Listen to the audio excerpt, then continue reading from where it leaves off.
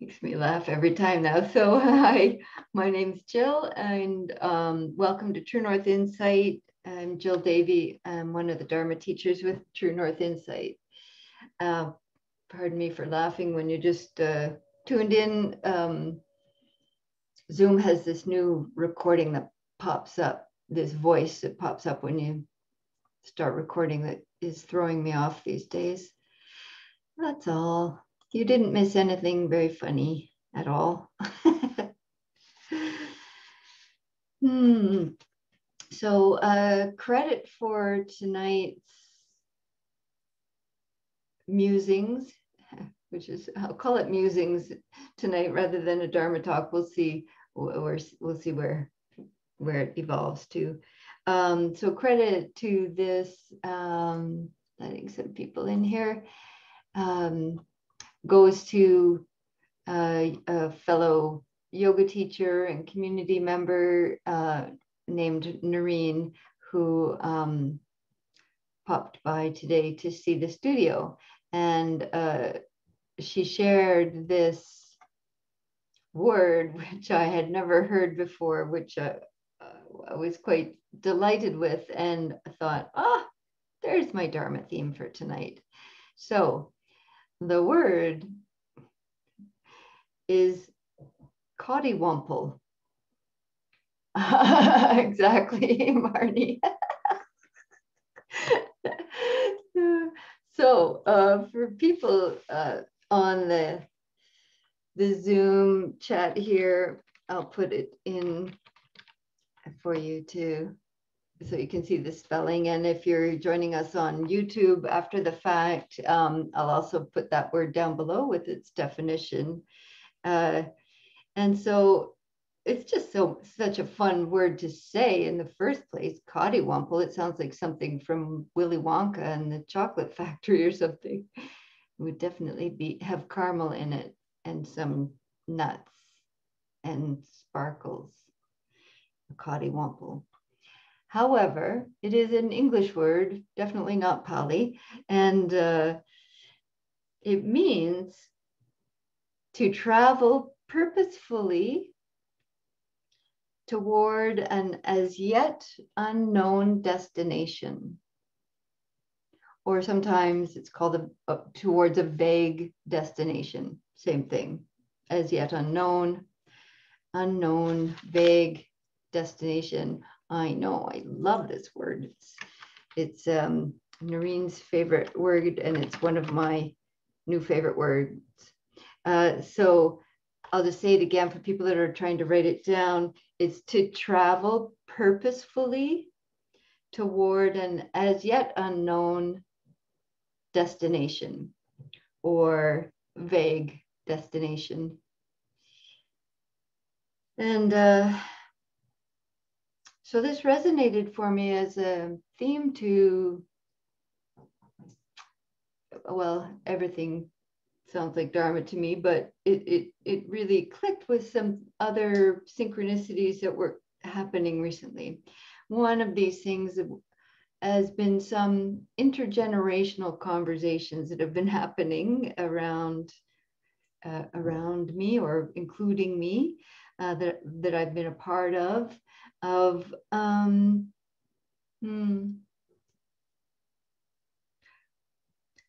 before I say about those conversations, another factor is seeing Bo Burnham's new special on Netflix. So if you haven't seen Bo Burnham, he has several, I'll put it here, Burnham specials on Netflix. He's hard to categorize. He calls himself a comedian, and but he's a musician and a social commentator and a genius. He's an amazing performer, and he does these one person shows, one man show of amazing things.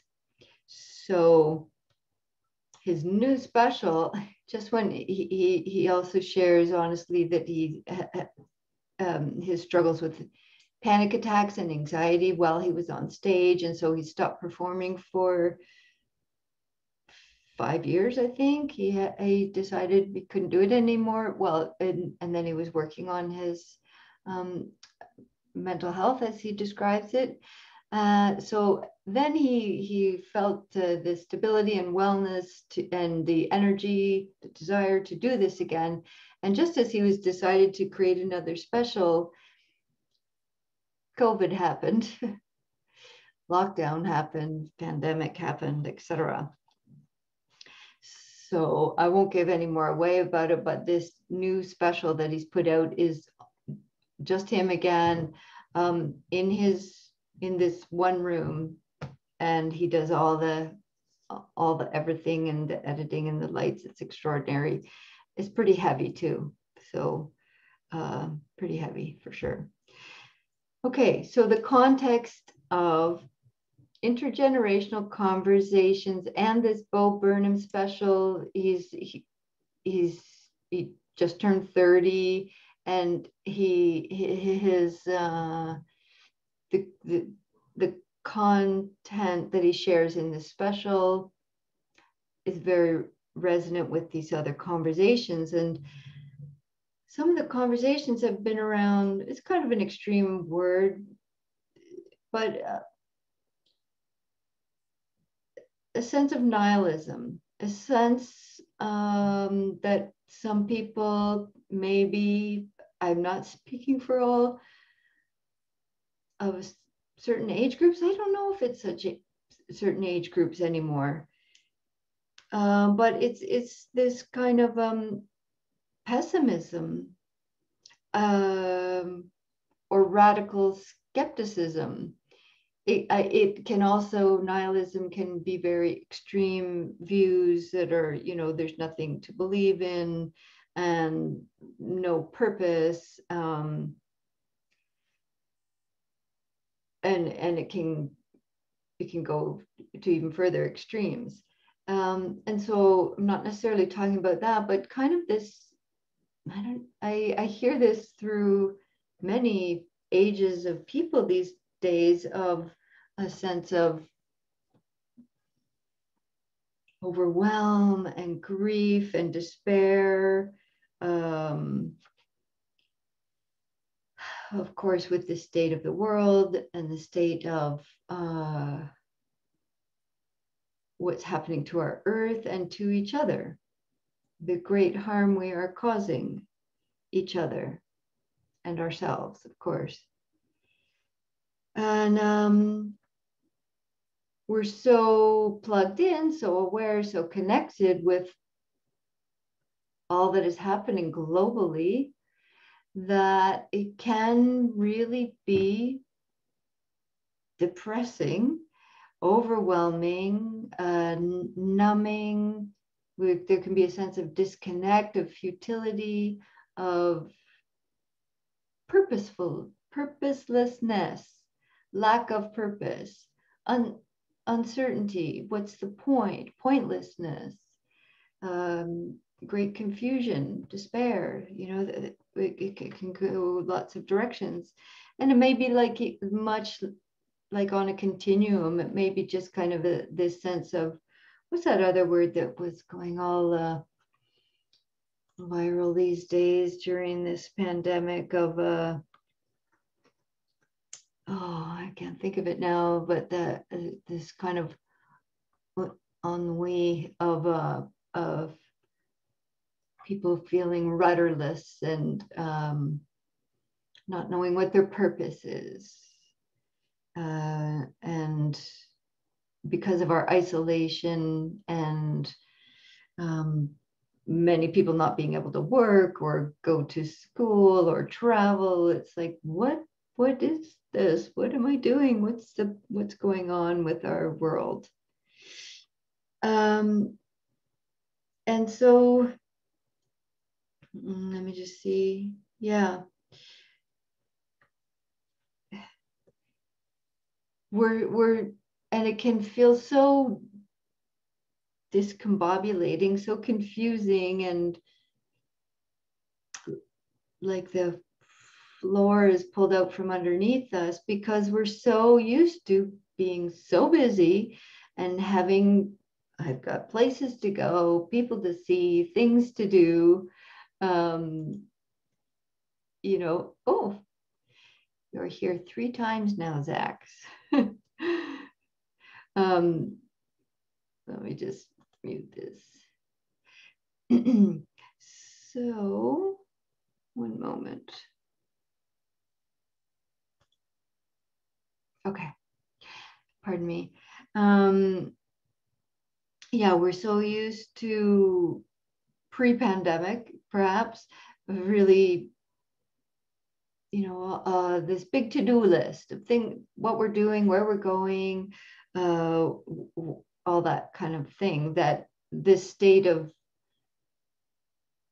suddenly stopping, or this state of limbo, or not knowing where things going, what's happening, what's next. And this can be can affect all of us to different degrees, different times. And I think this compounded by this maybe some degree of nihilism, you know, maybe not the extreme version of that of feeling pointless and hopeless, but some sense of that can leave us feeling as if we have no known destination, like this Coddiwomple.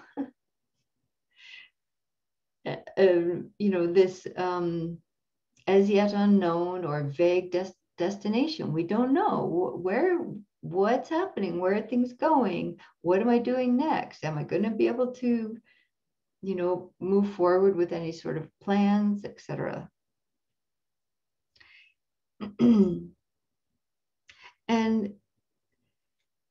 And yet, in many ways, this pandemic is, I think, revealing the nature of things. It is actually already always like this. We do not know. We don't know where we're going. We do not know how it's all unfolding from the infinite variables that are way beyond our control. And yet we so love the security of thinking we have a handle on it, you know, that we have our plans and we know where things are going. And of course, we need to make plans. We need to have thoughts of intention, but any clinging to that is really an illusion. And one way you can look at it, if that, you know, you're like, yeah, I don't know if that's true. I think I have a sense of what's going on. Maybe a helpful way to look at that is to look back and think, did I have any idea that my life would be where it is right now? That I would be who I am right now, in this situation, where I am, what I've done in my life, what work I've done, what relationships I've had, where I'm living, all that stuff. I mean, maybe it's that way for you. For me, certainly not. Certainly not.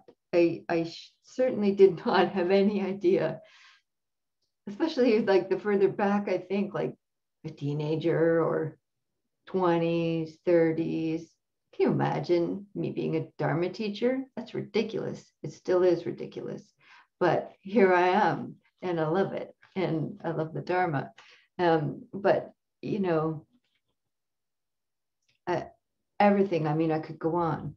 And so I don't know if that fits for you. Maybe it depends how old you are to look back and go, wow. And so how do we have this idea looking forward that we have some sense of destination, as if that's something that's known? No. There's some intention maybe, but boy, the life, other paths come along, and we end up other places, other situations, other relationships with ourselves and others. And so how do we continue to Coddiwomple? How do we travel purposefully towards this as yet unknown destination? You know, this term, you can probably tell, obviously, is used more like for literal travelers, for people that are like, I'm off to Europe. What are you going to do in Europe? I don't know. I'm going to Coddiwomple. It's for that kind of thing. Makes you want to go to Europe, just so you can say that. You know, people that don't have a destination, they're just going to cruise around and see what happens. And boy, that's what my life has been like. It's like, I don't know. Let's see. Oh, this door is opening. Let's walk this way. Oh, no, it's closed. Well, let's see what else is happening. That's how it's been for me. And so traveling purposefully in the midst of this not knowing, in the midst of this vague destination. We don't know how long this journey is or where it's going. And so what does this mean to travel purposefully? When we're purposeful, we have there's an aim, an intention, and there's also a strong desire to achieve it. When someone is purposeful, there is an intention and a strong energy and desire and vision of that purpose. So how do these two fit together to have this purpose and intention and energy, commitment, without a clear destination? So there's something to reflect on for yourself, for your personal intentions in your life. In terms of the Dharma, I would, it seems to me that our purpose is the ending of dukkha. This is what the Buddha pointed to and offered as a possibility, and then showed us the ways towards that. So for those that aren't familiar with that term, this is dukkha, D-U-K-K-H-A, is a Pali word, and Pali is the language the teachings of the Buddha were first written down in, as far as we know. And it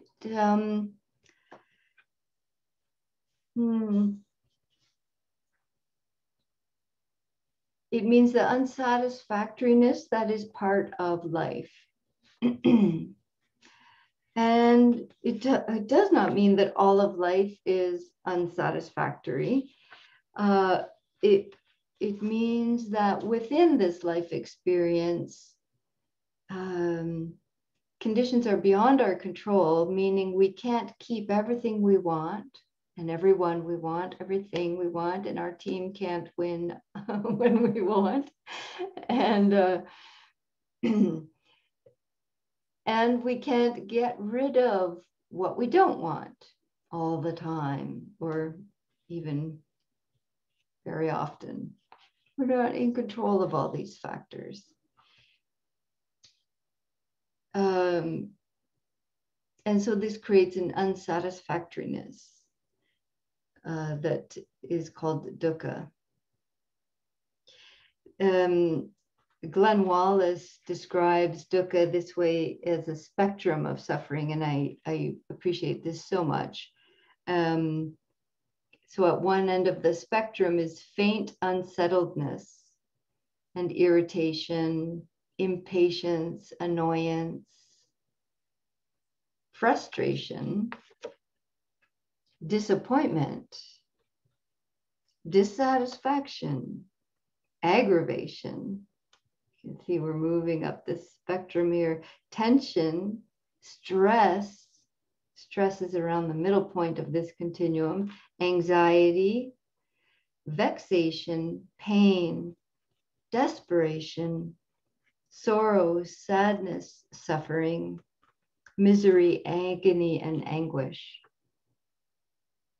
And of course, you can add to this list. There's virtually no end to it.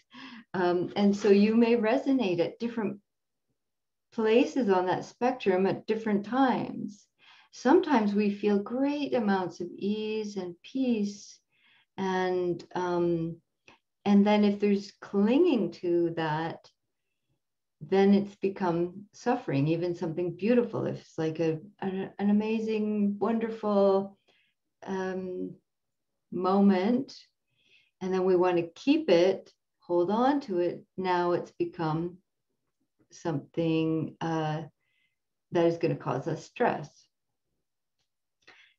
So in teachings of meditation, the practice of meditation, the purpose of meditation is to understand that what we were just talking about, dukkha, this whole continuum, and what causes it, and to know the ending of it.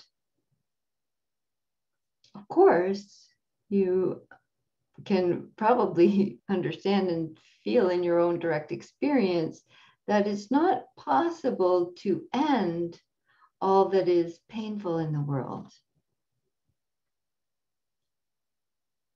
We're aware of this daily. And so what is the part that we can, how does suffering end then? How does dukkha, this whole continuum of suffering, end for us? And the Buddha pointed to the fact that he awoke to and saw that there is a cause for this whole spectrum of suffering.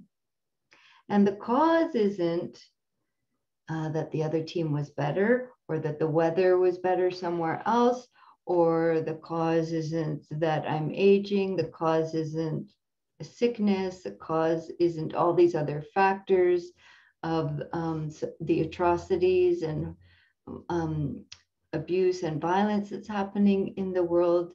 Those things, it's the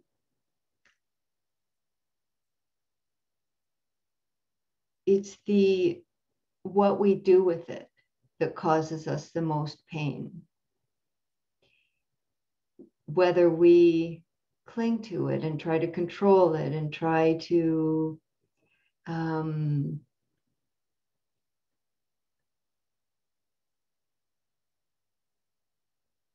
push away or hold on to things that we want or don't want. Conversely, I got them mixed up there.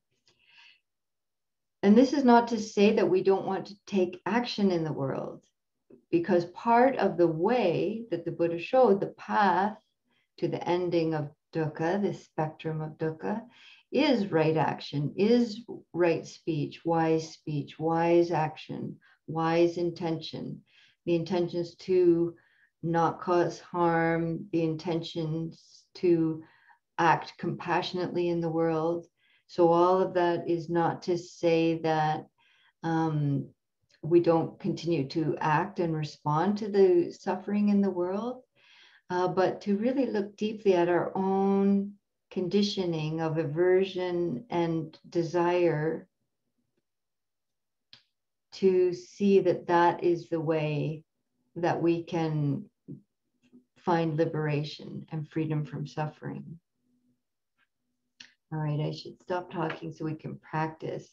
So to travel purposefully towards this vague destination, unknown destination that we are all in, is to clarify what is purposefully for you. What is the purpose?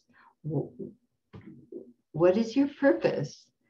What are you trying to accomplish? Freedom, liberation, peace, clarity, wisdom, compassion, skillful action in the world, skillful response. These are aspects of the path that Mm. Maybe I'll just add this from, this is from Norman Fisher, who is a Zen Dharma teacher, who says, there is nothing more beneficial than being able to be present with the breath and with the body to what's happening when we are suffering without flailing all around in resistance. That's the beginning of a new path. That really reminds me of the poem that you shared at the beginning of our Zoom, Kathy. Thank you for that lovely synchronicity. So we'll in the YouTube, we'll put the link to that down below because I'm referencing something you didn't hear. Yeah.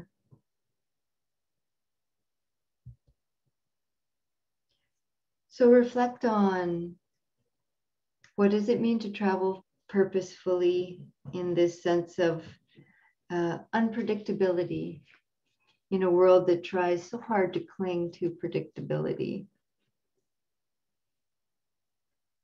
Yeah.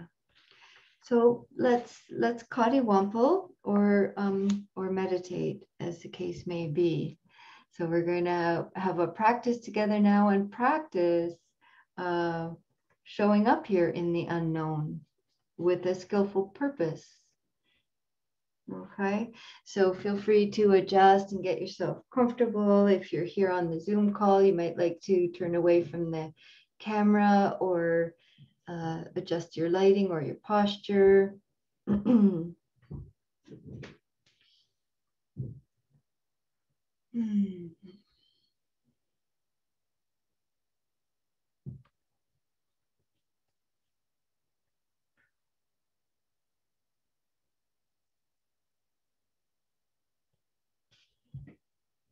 How much of our pain and discomfort and stress in life comes from trying to control the destination.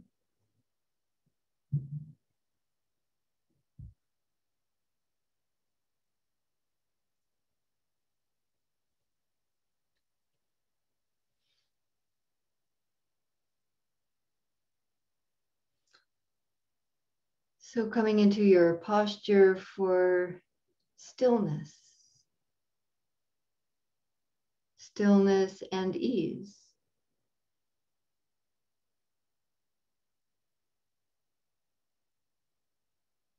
In our posture, we want a sense of wakefulness and ease. You could be doing walking meditation nearby if you wanted to still be hearing, so it doesn't have to be outer stillness, but a sense of inner stillness, so that we're not distracting ourselves with busyness.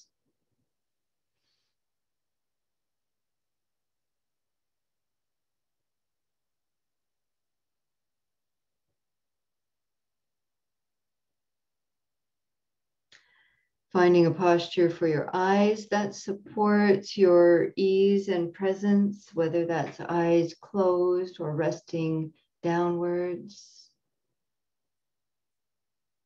Some people find it settling for their system to look around their space or have their eyes open. So see what is most supportive for you right now.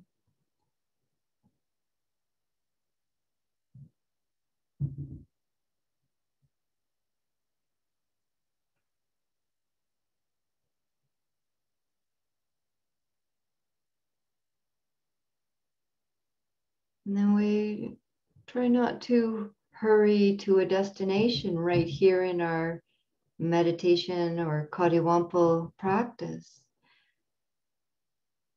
You don't need to rush onto an anchor for your attention. Just take time here to settle into the body and this moment, which means relaxing any tension that isn't needed.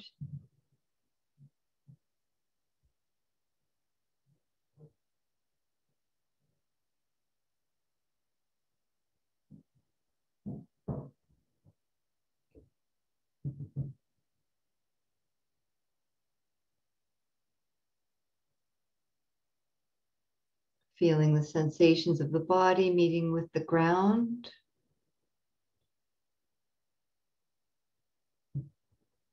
Pressure, contact, texture, body resting with ground.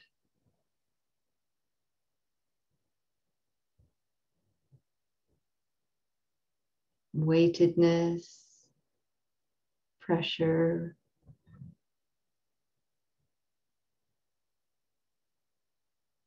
So that we can feel ourselves here now, not needing to get to another destination, just here, just now.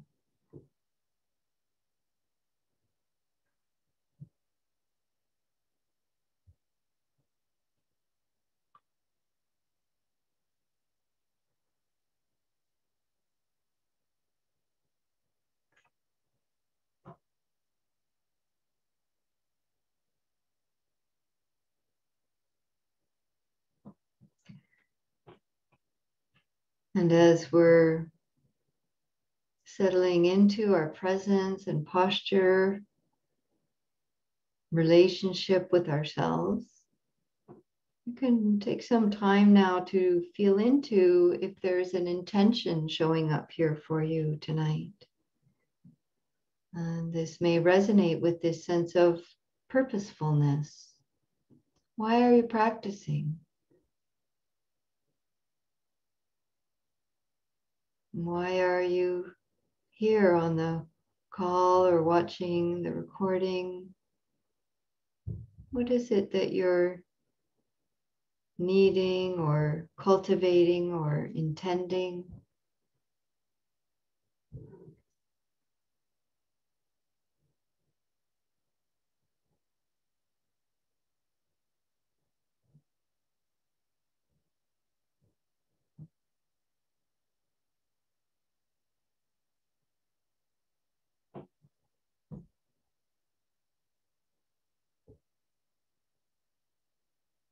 Wise intention on the path that the Buddha showed us as the way to the ending of dukkha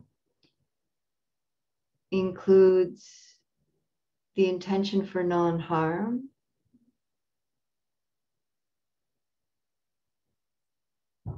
the intention for non-ill will. In the positive, these could be called loving kindness and compassion. And the intention for renunciation.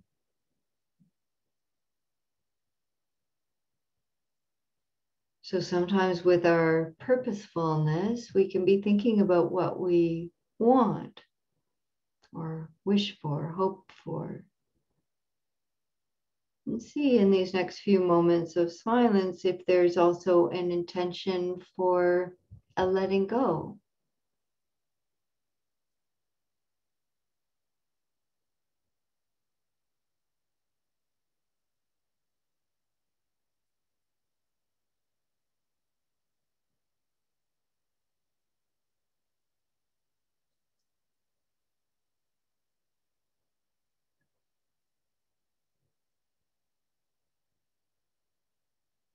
Perhaps this can feed your purposefulness in your practice tonight.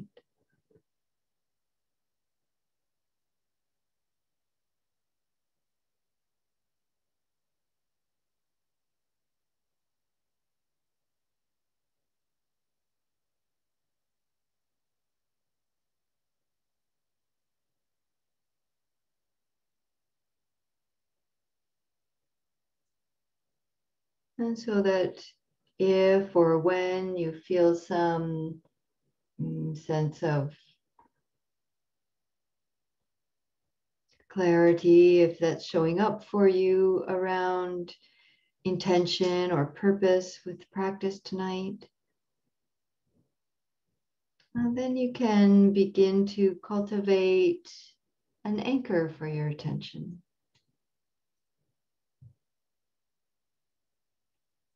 Your anchor could be the sensation of your body sitting or a particular part of the body.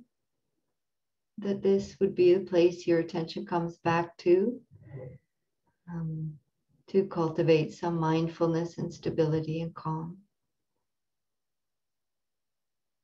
Or your anchor could be the sensation of breathing in the body, or hearing as it comes and goes.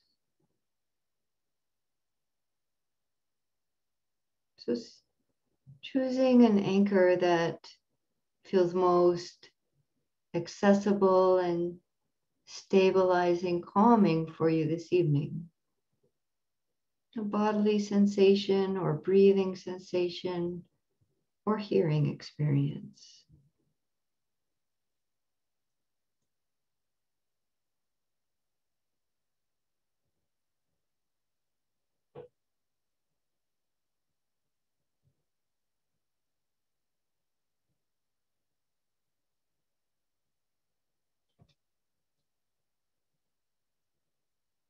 And taking some time in these next few minutes of silence to cultivate some remembering and perhaps some stability with that anchor. So get curious about it, really notice its characteristics of coming and going.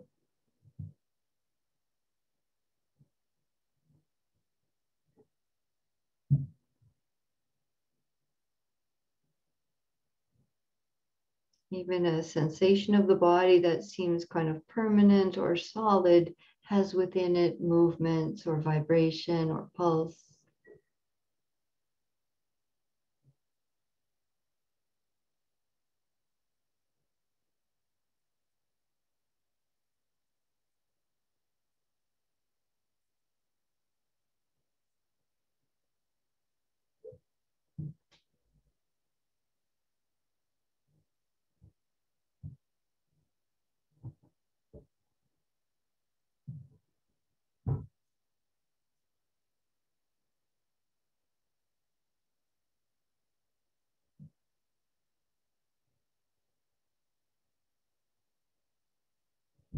Tonight, we're paying particular attention to the experience of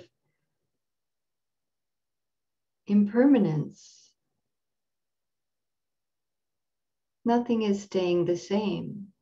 Sensations are changing, sounds, breath, thoughts.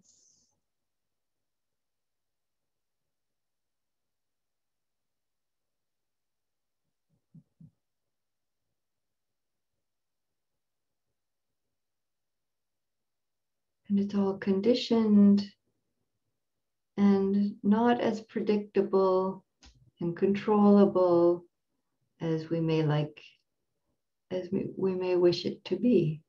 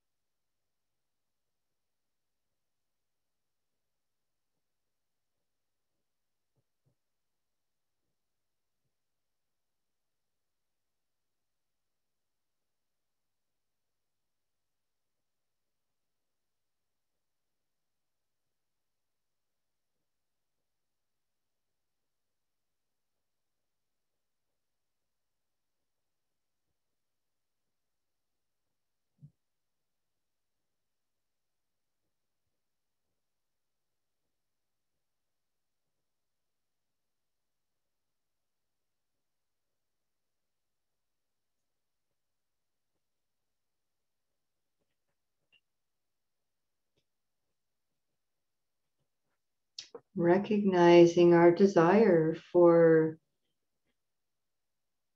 predictability, destination, controllability,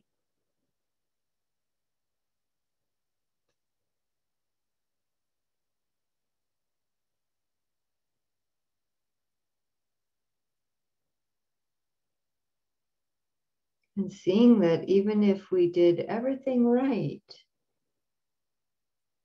we still don't really know.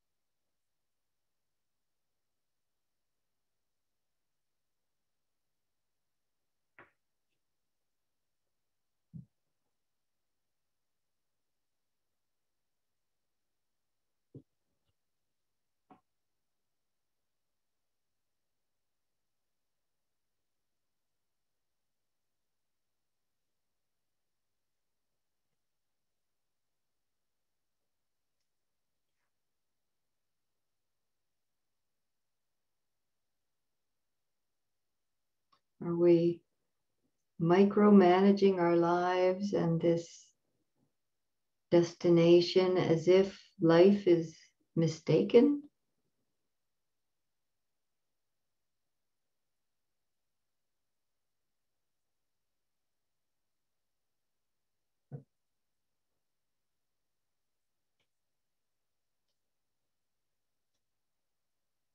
So right here and now, we're practicing accepting and really knowing what is right now. Until we accept what is, we cannot move into what might be, what could be, what will be.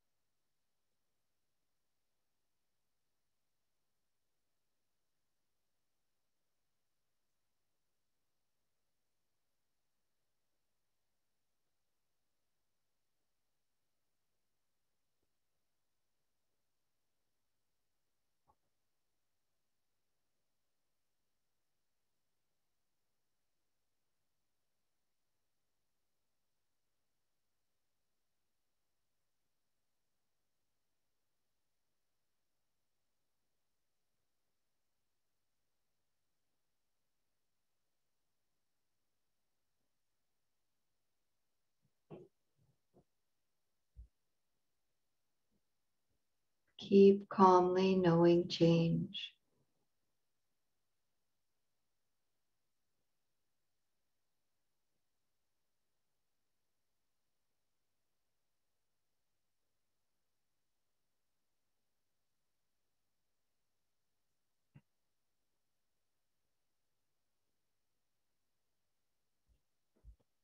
Keep purposefully knowing change.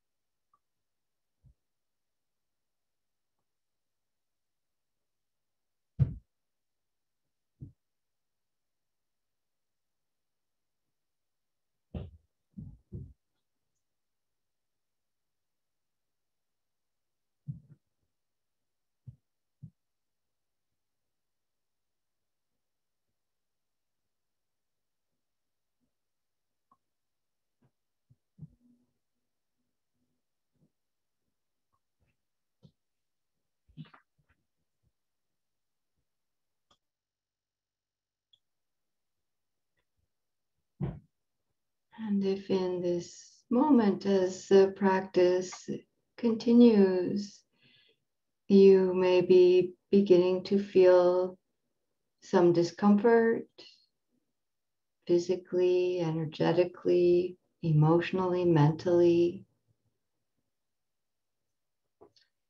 This is when the practice is becoming very fruitful.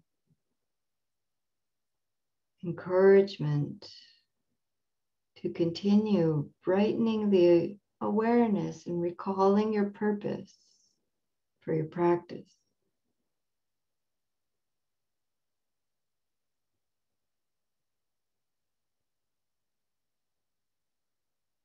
Because here is when we can begin to feel and see and directly know the cause of suffering and stress. Perhaps a little bit of aversion is arising to sensation or thought or noise or me.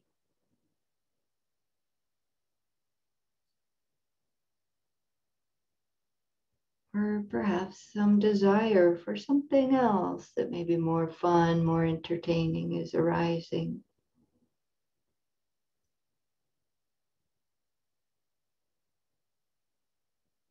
Now, this is when you're having a fruitful practice. Stay with it.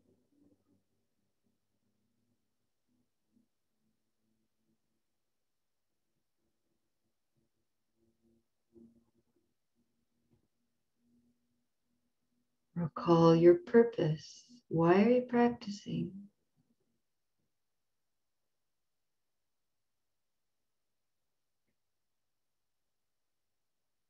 And then see, is there any clinging here?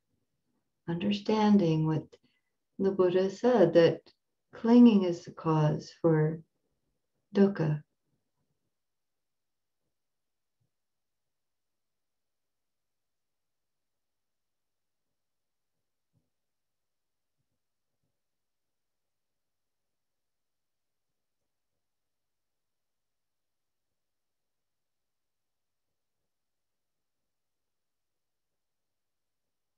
And the intention for renunciation could be here. Is it possible to let go of clinging, to wanting something else?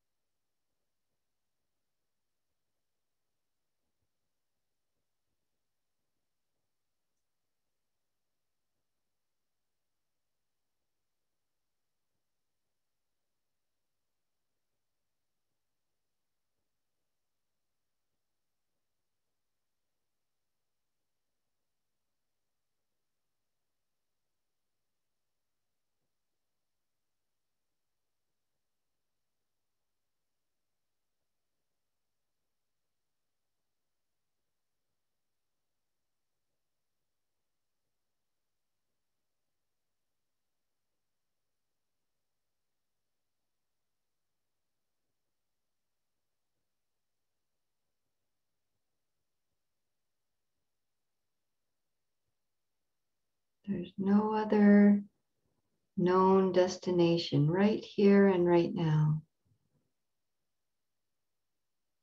And if our purpose is to understand dukkha and to know the ending of dukkha,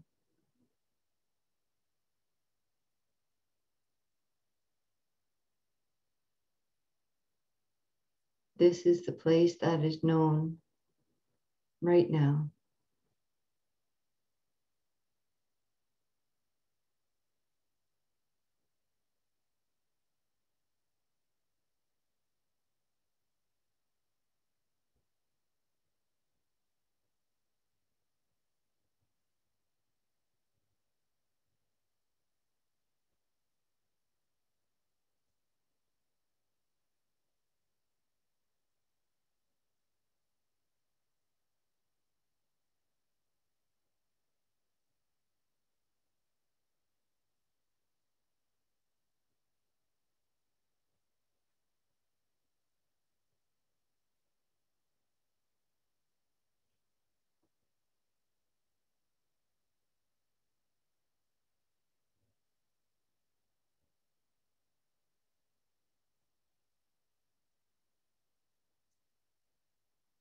And in these last 3 minutes,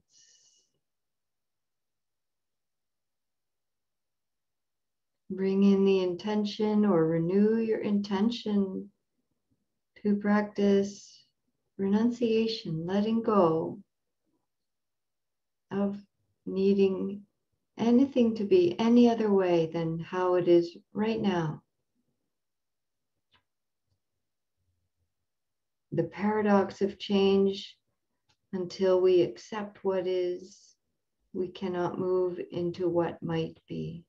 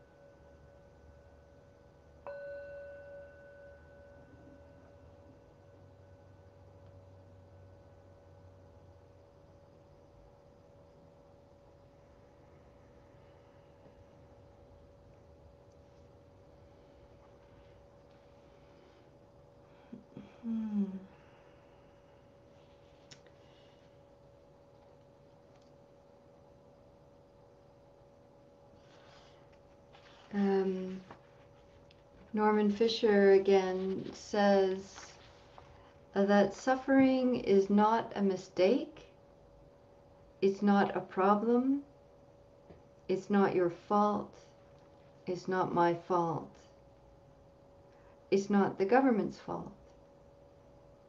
You and I and the government make plenty of mistakes.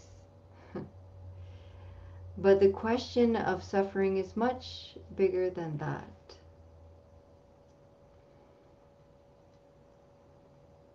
So to